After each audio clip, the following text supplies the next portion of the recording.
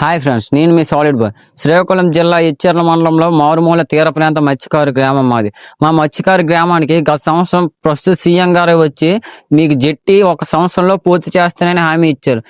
బుడగట్లపాలెం మీ అందరికి హామీ ఇస్తున్నా, ఒక్క సంవత్సరం లోపల పూర్తి చేసి మళ్ళీ మీకు అందరికీ. కానీ ఇప్పుడు సంవత్సరం అయితే అయిపోయింది, సంవత్సరం అయిపోయి రెండో సంవత్సరం వస్తుంది. కానీ ఇంతవరకు అయితే ఎటువంటి జెట్టి పనులు కానీ అసలు ఎలాంటి పనులు అయితే స్టార్ట్ అవ్వలేదు. గత 2 నెలలుగా ఆఫీసర్స్ వస్తాండ్రు, మీ బుడగట్లపాలెం జెట్టి గ్రీన్ సిగ్నల్ హార్బర్ అవుతుంది మాటలే చెప్తున్నారు, కానీ ఎటువంటి ఒక రాయి బెడ్డ కాదు, ఒక ఇసుక కాదు, అసలు ఈ జెట్టికి ఉపయోగపడే ఒక పరికరం కూడా ఇక్కడ రాలేదు.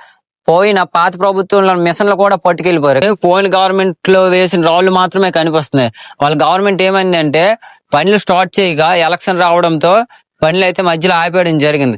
మళ్ళీ ఇప్పుడు కొత్త గవర్నమెంట్ రావడంతో ఈ గవర్నమెంట్ అయితే మాకు పోయిన సంవత్సరం హామీ ఇచ్చారు, ఒక సంవత్సరంలో పూర్తి చేస్తానన్నారు.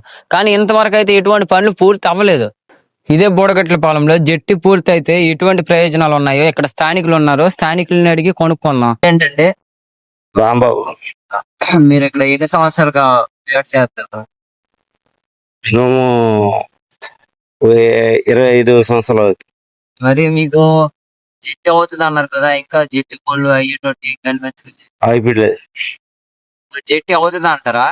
ఏటో తెలియదండి. మనం వలస ఉంటాయి, వలసకి వెళ్లకుండా ఊర్లో ఫిషింగ్ చేసుకొని మన ఊర్లోనే బతికే అవకాశాలు. మనం అక్కడ మళ్ళీ గుజరాత్ వెళ్ళి పాకిస్తాన్ దొరికి అలాంటివి ఉండవు. అదే హార్బర్ అయినటువంటి మనం అంతవరకు వెళ్ళి ఆ పాకిస్తాన్ మనకు దొరికే ఇబ్బందులు. సంవత్సరం అయిపోయిన చేస్తానని చెప్పాడు చంద్రబాబు నాయుడు, ఇంతవరకు ఏది కూడా ఇచ్చేయట్లేదు.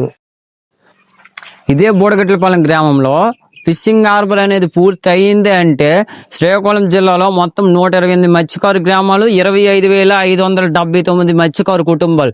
ఈ మత్స్యకారు గ్రామాల్లో ఏ ఒక్క మత్స్యకారు కుటుంబానికి కూడా వలసకు వెళ్లే పరిస్థితి రాదు. అసలు ఆ జెట్టి పూర్తి అయితే మాకు గుజరాత్, కర్ణాటక, పోలుబందరు ఇలాంటి వలసలు అయితే మేము వెళ్లాల్సిన పరిస్థితి లేదు. ఎందుకంటే మా సొంత ఊర్లో, మా సొంత జిల్లాలో మేము జీవనోపాధి చేసుకోగలం. అక్కడికి వెళ్ళి పాకిస్తాన్కు దొరికిపోయి అసలు చాలా దుర్ఘటన సంఘటన. మా వినత ఒక్కటే, ఇచ్చిన హామీని నిలబెట్టుకోండి. బుడగట్లపాలెం జెట్టిని త్వరగా పూర్తి చేయండి. ఇదైతే ఎటువంటి రాజకీయం అయితే కాదు, మా మత్స్యకారుల జీవనోపాధి కోసం.